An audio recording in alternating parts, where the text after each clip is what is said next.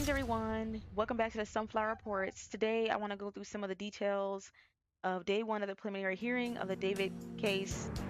So, before I get started, I want to give two disclaimers. The first disclaimer is YouTube, please do not remove this video. This is for educational purposes only. This is to inform the public of some details on the David case and some updates. Everything that I say here has already been publicized and it was in court already. Okay. Number two, if you are sensitive to child abuse, SA, murder, all that, just be warned before I get into the details. Okay. So I'm on the Fox 11 Los Angeles website. They had one of their reporters in the courtroom to actually give detail as to what was evidence was presented and what testimony was presented in court. So just a brief about what happened on that day. Day one of Singer David's preliminary murder hearing featured graphic forensic testimony, body camera footage, and a digital paper trail of online purchases and vehicle GPS records. Defense attorneys aggressively cross-examined LAPD detectives. Now, let's use that phrase loosely because, according to some of the independent journalists that were in the courtroom when the defense was cross-examining some of these experts and detectives and things, they were kind of just randomly asking questions that didn't make any sense, just haphazardly, just very all over the place, and none of it really laid the foundation for his innocence that they claim. Okay, let's just use that loosely. Questioning police logs, evidence handling, and why certain physical items were not kept for DNA testing. Burke's financial manager testified that the singer earned over $10 million leading up to his album release, establishing what prosecutors argue was a major financial motive. Okay, so I want to scroll and get into some of the details. All right. So one of the LAPD detectives, Josh Bayers, described its severe decomposition and heavy stench of the body where it was found inside the impounded Tesla on September 8, 2025. He also detailed that fingers were severed from Rivas Hernandez's hand as graphic evidence photos emerged inside the courtroom, including images of a hand ask if the parents wanted to stay or leave just because of all the graphic things that they were going to be talking about and describing the state of Celeste's body. Okay. Gonzalez noted that Burke had no reaction and remained nonchalant as photos are being presented. The defense received permission to have his hands free, but he remained shackled to a chair. Photos taken during Burke's April 16, 2016 booking were also presented as exhibits, showing markings on his finger, including a tattoo of the name Celeste. Now, why in the heck would you have a tattoo of her name? So this goes against. There's people out there, like, at least just there's speculation that maybe he didn't really know. We know you knew her because you have a tattoo of her name on your finger.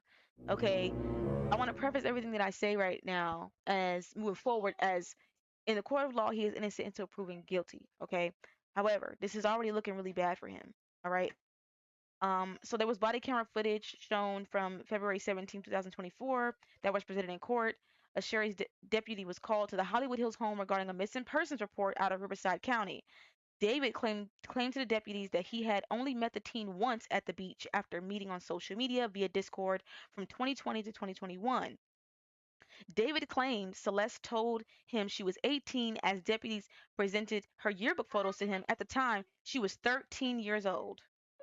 She's not that developed looking where you would think that she was 18. I saw pictures of her when she was 13, and it definitely doesn't give that she was 18. She looked very much like a child.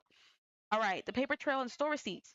So now we're going to get into some of the things that happened allegedly after she was killed. Investigators also presented evidence found inside the garage at David's home that matches receipts for online and retail purchases made using aliases including Trayvon Davis and Victoria Mendez. Evidence detailed a paper trail surrounding the time of the alleged murder. April 24, 2025 receipts, a shovel delivered via Postmates, a blue inflatable pool, fireproof floor mats from Amazon, a Makita chainsaw from Home Depot, which was never recovered, and a Lowe's mop cleaning system matching one recovered in Burke's garage.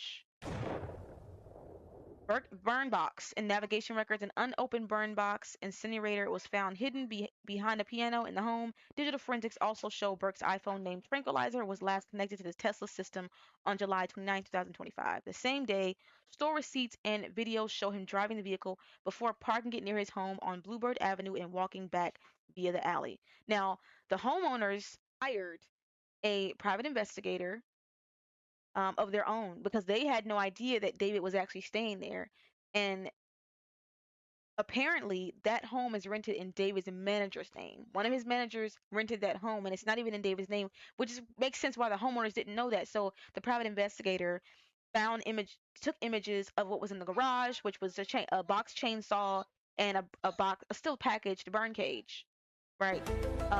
Now this burn cage I think it's like reaches up to 1600 degrees, which is well over the degrees needed to actually burn human remains, burn a human body. So that was interesting within itself. The defense questions evidence handling. Okay, during Tuesday's cross examination, David's defense attorney questioned how investigators processed the evidence and challenged their protocols and timeline. Multiple responding units. This is their points that they're making here. The defense pointed out that three different law enforcement departments, Hollywood PD, West Bureau, and Robbery Homicide, responded before criminalists arrived to process the scene. Why this matters, I don't know. I'm not an expert in that field, but I would think that when there is a crime scene, you're going to have multiple people showing up, okay, to examine the scene, to do their job. Preservation of evidence. The defense questioned why the cadaver bag containing the torso and head was not taken into evidence or tested for DNA before being destroyed. Detectives testified it was too damaged to preserve beyond removing the handles and zipper. I don't even know why they're questioning them about why they didn't take that into evidence. There's already enough evidence against him. So that, I don't think that was a good angle. Okay? That's just my opinion. Scene logs and testing. The defense pressed detectives on why no official scene sign-in log was kept for officers entering the house, why the outside of the burn box and vehicle were not tested. Now, the only reason why I think they're asking or they're questioning this is because they're trying to discredit the experts. They're trying to discredit the detectives that were on the scene because why are we keeping a sign-in log? Is that normal? Can somebody comment and let me know if that's normal to have that on a scene? If anyone knows, let me know. I might have to do some research on that. But they're trying to discredit saying that they were tampering with some sort of evidence or they just let anybody come in, which I don't think is true. And why two chainsaws found in the house were not kept for DNA analysis after initial luminescence testing came back negative for blood. The defense also presented the image of a blue iPhone 15 found at the residence, asserting it may have belonged to the victim and contained material not belonging to David. Now, I don't know why they're asking this too. I'm trying to figure out what their strategy is here and what's the angle because they're saying that there was a phone there that was found at the residence that belonged to Celeste. That's even more damning, actually. Because why is her phone there? If that phone belonged to her, then why is it at his residence? That's very telling. I don't like that angle. I don't think that was a good idea. Now, we're going to get into the testimony of the financial manager. All right. So his name is Benjamin Greger, and he's David's financial manager, and he's owner of a music management practice. All right. The prosecutors want to establish that David had a massive financial motive to protect his career. So this is why this comes into play. This is important. Okay. This kind of lays one of the foundations for their case. Greger testified that David generated between 10 and 11 million dollars between 2023 and 2025 through merchandising and music publishing advances. During questioning, prosecutors highlighted that Greger's own income and bonuses were tied heavily to David, suggesting bias. Now, let's not pretend that the music industry is a beast. There's so many different things that happen behind the scenes, and you'd be surprised what people do to keep their money coming in. You'd be surprised. A lot of evil and sinister things going on in the music industry about that. Greger also admitted that key associates, including David's mom, began using encrypted messaging applications after the victim's remains were discovered in September 25th to avoid leaks to the media. All right.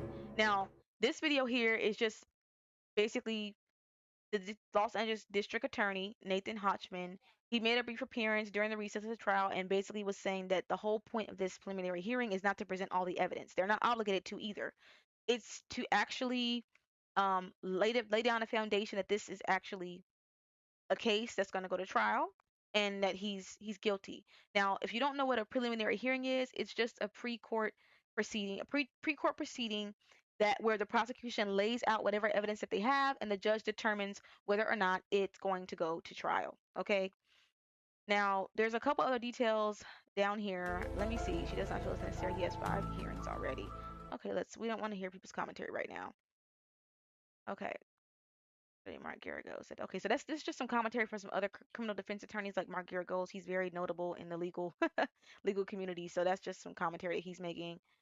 Let's see here, just some more commentary from Mark Garagos. Okay, and this is the backstory. They're just giving a timeline on what all happened. I'm not gonna go through that too much, but one thing that error that they made, or at least because I don't think David is the only one involved in this. One of the errors that I think that they made is thinking that Celeste was not cared for. They thought that she was just like any other immigrant child or even just child, where there's plenty of missing children in America that people don't think twice to look for. And now, look, this case has blown up, and there's a lot of people that are heavily invested in this case to see, to or really just want justice for Celeste, and I want justice for Celeste as well. I want to know what happened to her. I want to know the truth about what happened to her, and I don't really need to know why because it doesn't matter. She didn't deserve to be dismembered and treated the way that she was being treated. She was still a child at the end of the day, and that's what it is.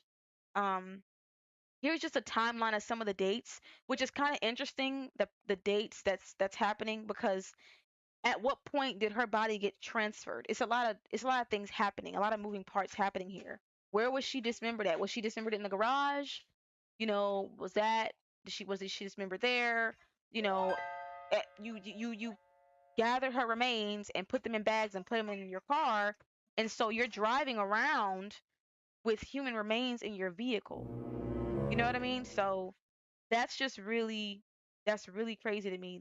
He's going now. I can see just from this, he's gonna go to jail just based off of the child sex charges alone. You being with a minor, you're gonna go to jail for that period because it's very clear that he knew her and he knew her well. Okay, so he pleaded not guilty. All right, we're gonna see if this actually goes to trial or not. Maybe it will, maybe it won't. I'm thinking that he's going to take a plea deal because this is actually looks really bad. And I don't think that it was just him that was involved in this. I think that it was actually multiple people that were involved and multiple people knew about this. So I'm going to go through some more of this, continue to go through this case. I'm going to upload day 2 of the preliminary hearing, just kind of going through some of the details. I know it's a lot that's coming out since the preliminary hearing concluded. So just stay tuned, you all. Come back for part 2, really day 2 of the preliminary hearing for the David case. Thank you so much for watching, and please let me know what you all think about this, what your theories are in the comments. I would love to engage with you all.